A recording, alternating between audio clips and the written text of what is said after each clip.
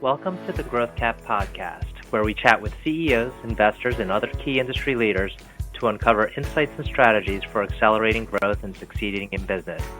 I'm your host, RJ Lumba, Managing Partner of Growth Cap LLC. In this episode, we chat with Ken Kraemer, CEO of Deep Focus, the premier creative advertising agency based out of New York City, used by the top consumer brands worldwide. I've known Ken for many years, and he is hands down one of the best in his field.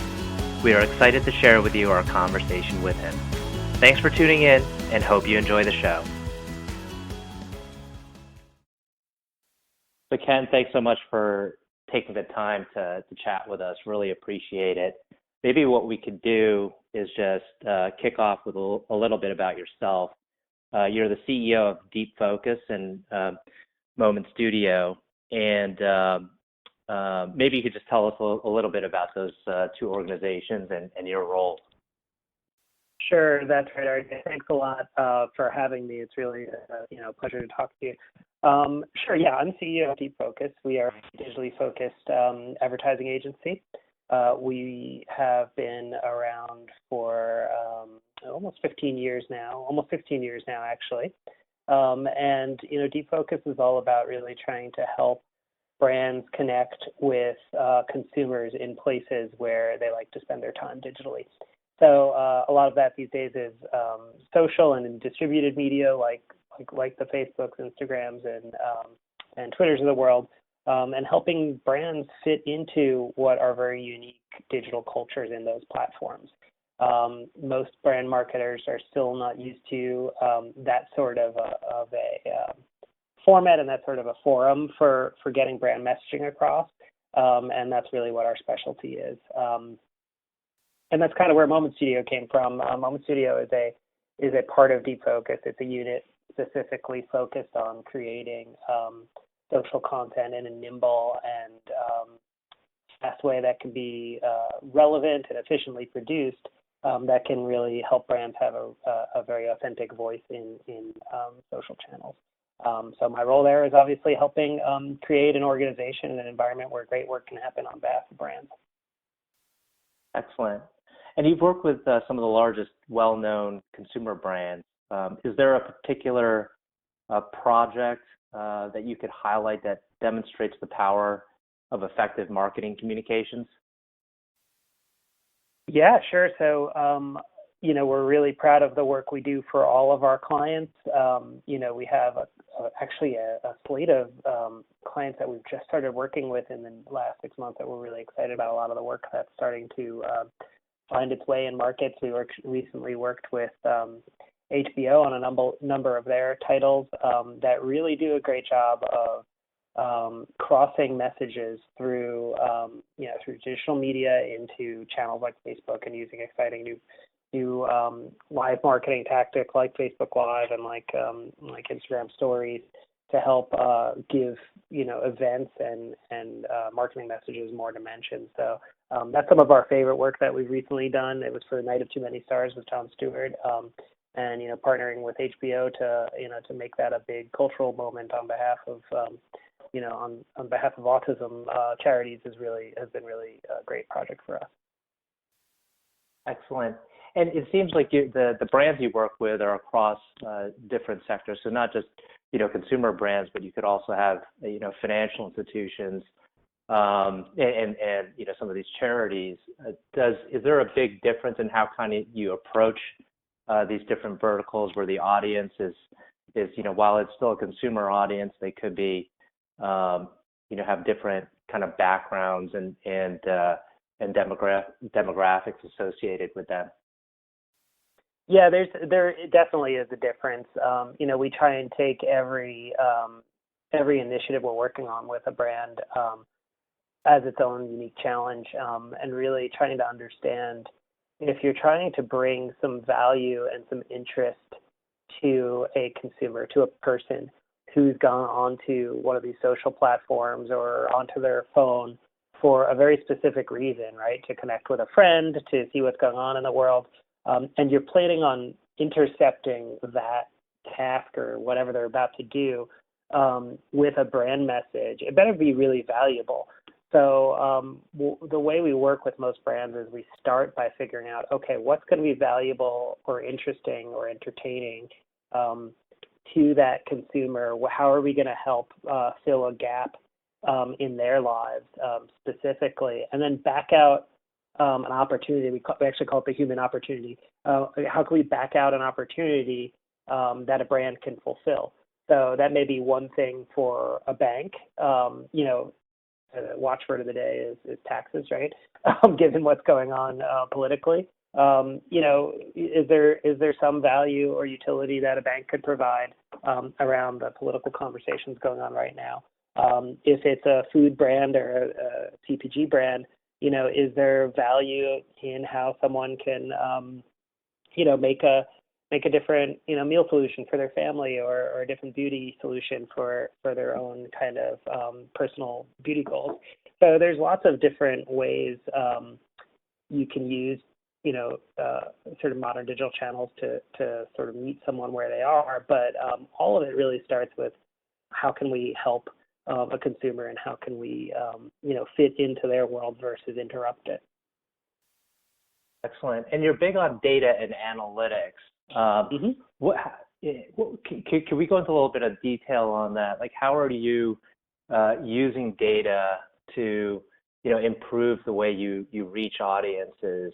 And then in turn, I guess, how do you use data to see how well your messages are kind of penetrating through? Exactly. That's a good question. There's really data has, most marketers think of data as an output of their work, right? They see it as, we collected this information, or we reached X, people with Y, click through or calls to action achieved. And that's really important and interesting, and we call that, the management information part of data. It's important to be able to, say with certainty, what happens during a marketing initiative or a campaign.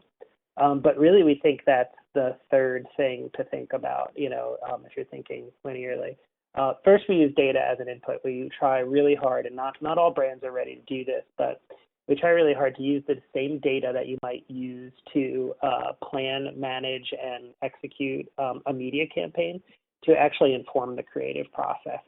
So, media agencies for years now have done a really good job of painting an interesting picture of opportunity and of targeting for media buys based on the data that's available through usually third-party data, but also through clients' own data.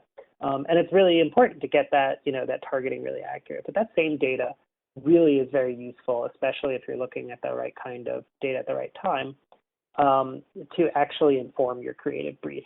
So, the same thing that could say, hey, we're going to have the most likely, success with this segment who exhibits these behaviors and has done these three things in the past.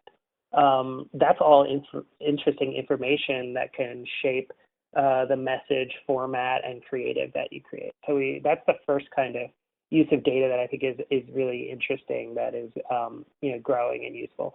The second, of course, you see a lot in programmatic, but not enough in social, is using data to optimize, right?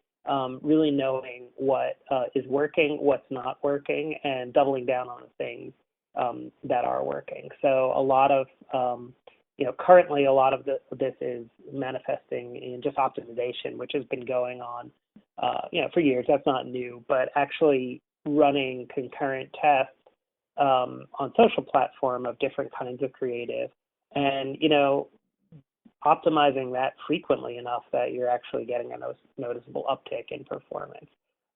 What's really important to do that well, that most people miss, is defining what does success look like? What is our KPI up front?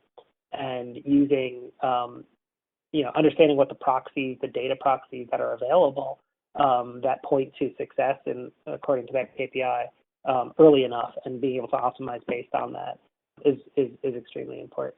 And of course, in the future, and we're starting to get good at this as an industry, automatically optimizing that creative. So if you're learning from, let's say you have multiple pieces of content in market and one is outperforming at a significant margin, can you just, either from a automatic or machine learning kind of point of view, can you figure out what are the elements that are different than past units that are working and pointing to that success, and integrate them into other units?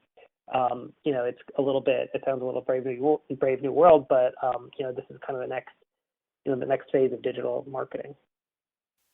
So that's how we think about data. That's how we use data. Data, I think, the other thing I would point out is data, I think, for most marketers, is a word that they use but don't necessarily know what it comprises. And once you get under the hood of the kinds of data that is available, it's not nearly as as complicated as most people think. Got it. And now switching over into e-commerce and how kind of some of the work you do helps drive e-commerce for brands. How is what are some of kind of the tools you use, or when you put on that hat of thinking on behalf of your client, how do we, drive, as much traffic towards, our e-commerce channels as possible? What are some of the things you think about? Are there kind of shifts in the way you create your content and kind of the mix of mediums that you use to distribute the content? Yeah, definitely. I think what's really interesting about the ad industry, and specifically digital, is that the decision about what brand to consume or to purchase even is rapidly evolving, right? The human decision-making process isn't changing very much, but the speed and the ways in which people make decisions really is changing. So, let's take an Amazon Prime, for instance, right? Amazon Prime has become, for a lot of consumers, not all consumers, but a lot of consumers, whether something's available on Prime has become almost a first filter for some consumers, whether they recognize that or not. So if they decide there's something they need or want, and it's not a very high, it's not the highest priority, like they don't have to cook it for dinner tonight. There could be, there really is this decision-making process where when they pop open their Amazon app on their phone, if it's not one of the first three results, it may not have the same consideration level as a marketer may want. And that's a really complicated shift for most marketers to cope with. So, to get back to your question, I think we have to think about patterns and decision making on behalf of consumers like that, like the Amazon Prime experience and like the Jet.com experience, and how the Cartwheel experience, and how people are, what people are being exposed to before they go to those experiences to make them the most qualified lead possible. So, the fundamentals of e-commerce haven't changed beyond that, and that's that we're trying to deliver a very highly qualified lead to a purchase point. What has changed is the purchase point is usually now an intermediary. It's not necessarily delivering, someone to brand.com anymore. And many of our clients struggle with a methodical way to make the decision: should I spend my media driving to an Amazon or a Jet, or to my owned properties? And that's a tough decision to make too. So helping clients make those decisions are part of what we do. And then also creating, we call it very shoppable creative. So, units and content that, leave you not just with a brand message, but a product focused message that, or call to action that's going to take you right to that experience and maximize your ability to purchase something. So, I saw an ad, I feel good about a brand, but not only that, I know what product to buy to have that brand experience. And of course, this decision-making process happens in a consumer's mind in a couple milliseconds or seconds versus, the minutes it takes me to describe it right now. So those are the kinds of thought processes, the kinds of tools we're trying to think about. Your media mix definitely changes, but it's been quite a journey to get brands to not think necessarily in a direct response way, which is how e-commerce advertising used to work, and more in a storytelling and shoppability way. So that's a really interesting point about the kind of the power of Amazon and being listed higher up in Amazon, and so I guess a lot of the creative work and the the content that you produce is kind of the build up. Then it sounds like you have to work in parallel with the content that you're producing, and then the content that one might see on Amazon. But is a lot of the work you're doing kind of the build up to getting the consumer already bought in? Yeah, it is. I mean, there are different, certainly, shopping modes and certainly different decision making modes. But what a model like Prime has done, and I think most consumers don't even realize this has happened, is it's actually removed the concept of a shopping cart. So you no longer have this need to let me, have a fully considered shopping cart to decide whether or not it's going to be worth the shipping cost, because you've taken that barrier away, right? There is no efficiency in the shipping, which in the early days of e-commerce was really important. The shipping, for all intents and purposes, is free. So you have a much more lubricated path to purchase than we used to have. So you can literally sit there and think, oh, I really need this. Before I forget, let me just purchase it. And, you go to your one click and you say purchase, and it's on its way. And of course, on the back end, Amazon does its good work of saying, okay, if there's X purchases within X, Y hours, we'll lump them together and save ourselves some shipping costs. But that's on Amazon. As a consumer, you don't have to think about it. So, to your question, that is a very different shopping mode than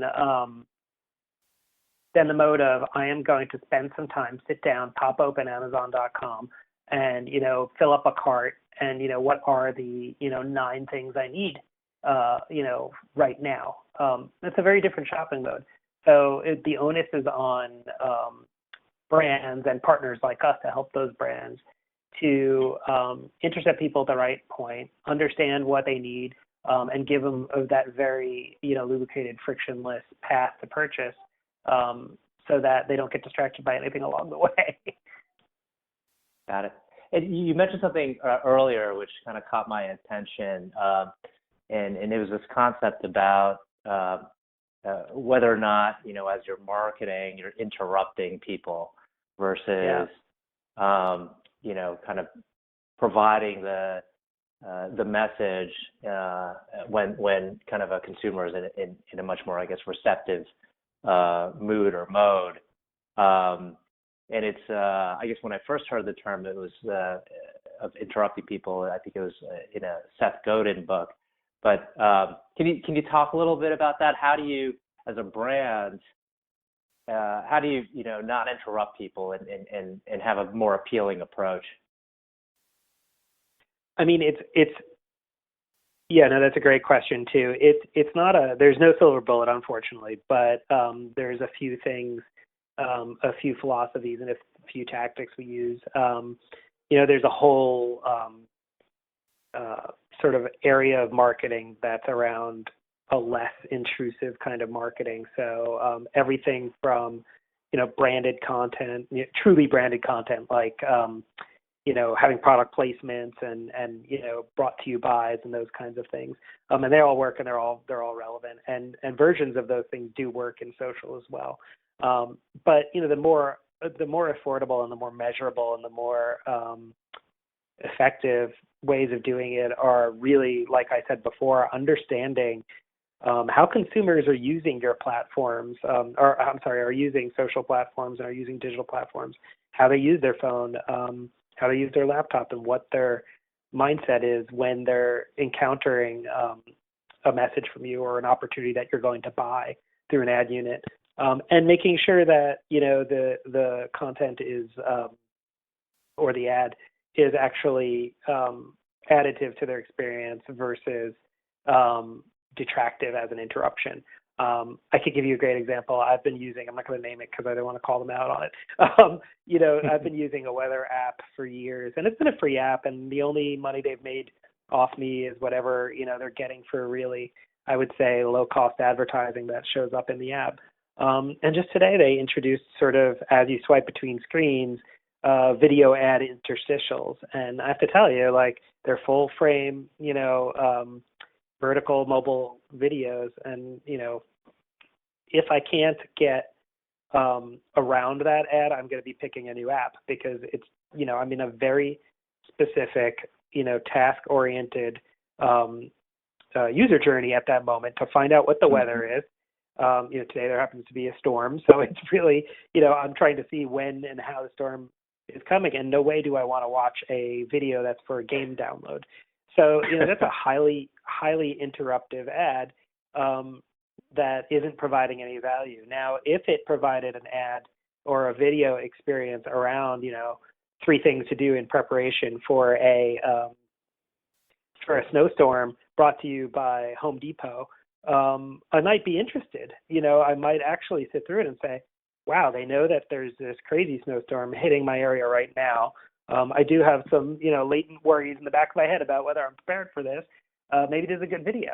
That's the kind of difference. And it's, it's very hard to automate. It's very hard to make programmatic or buy programmatically. But it is the difference between effectiveness and interruption.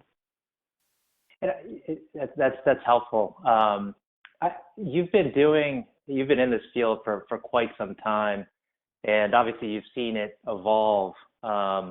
And I'm wondering what are, and we could close out with this question.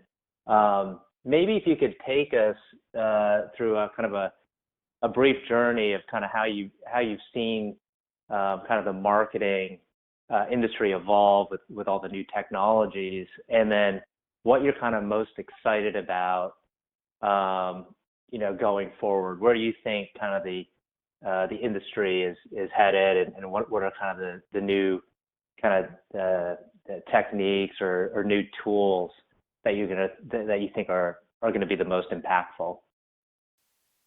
Sure, that's a great question. And if I knew the exact answer, I'd probably be, leading a company that does that.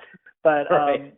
What I have seen over sort of my journey in this industry is really interesting because when I started, I've always been in digital marketing, but I started at an agency that was sort of an incubation of a very traditional advertising agency, one that made its sort of name in television and print advertising. So, really early days stuff.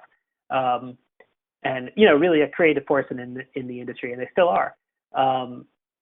And, being at a digital agency at a company like that was really super interesting because you learn the fundamentals of media and creative, but you're also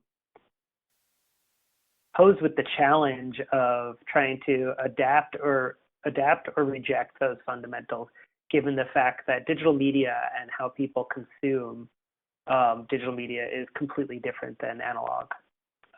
So, my career has been an interesting cycle of, helping people learn the fundamentals, but also helping people adapt them to adapt or change them for new technologies. Never was that more clear than in sort of when Web 2.0 sort of made the jump to social. The fact that there were super easy to use, widely available, free platforms for anybody to connect with and communicate with anybody on almost any terms. So it was really interesting that suddenly the whole idea of paying to reach a certain consumer, which is the entire proposition of media, of paid media, was turned on its head, right? There's this idea that you could earn your way to exposure and to reach. Now, the models of those platforms have evolved quite a bit, obviously, but brands and marketers have had to really learn that they can no longer just message their way through their budget to what they want people to believe, but instead have to earn that belief through actually truth of product experience and truth in messaging. And brands, we see it over and over again. Even new like digital only direct to consumer brands, we see it again and again. Have learned this over time, right? You have to, your product has to be good. The product has to be live up to its standards. It has to be, consistent with what consumers with buying power actually want. You're seeing this in CPG. Nobody really wants frozen food anymore, or not the frozen food that maybe we grew up with anyway. So the thing that I've seen that's been so interesting is that the expectation that marketing really is the emotive extension of a brand product experience, no matter what channel you encounter it in, is really coming to bear. And brands that live that and believe that and do that are more successful than brands that aren't. Looking forward, I think what's most exciting and interesting to me is the last year of, really 2 years, but the last year it really came to a head of coming to grips whether programmatic ad buying is really the future or not, has been really interesting because the science and technology half of me wants to believe that you're really trying to buy an audience in digital. So wherever they're playing, whatever they're doing, as long as you could deliver that audience, it shouldn't really matter. But the creative part of me understands everything I just spoke about. The consumer journey and what they're actually doing, and the success of your marketing depends on meeting consumers on their terms. So it's really interesting to see, the shakeout of programmatic and trust and brand transparency and brand safety, and see some of the more, progressive brands starting to engage with what we call creative media, which is saying, here's a real opportunity for you to buy the reach with your correct audience with really bespoke, great content or creative that is really going to resonate. It's going to be more like a orchestrated experience than a programmatic machine-driven buy, and we think it's going to have better benchmarks for you. Better KPIs for you. So, seeing some brands understanding that, there's not a lot of shortcut left to this is really interesting. And I think that's going to bring more talent back to the industry. Well, Ken, thanks so much for your time and the insights you provided. I think our audience will really appreciate it. Hey, it's my pleasure, RJ. Thanks so much for talking with me today.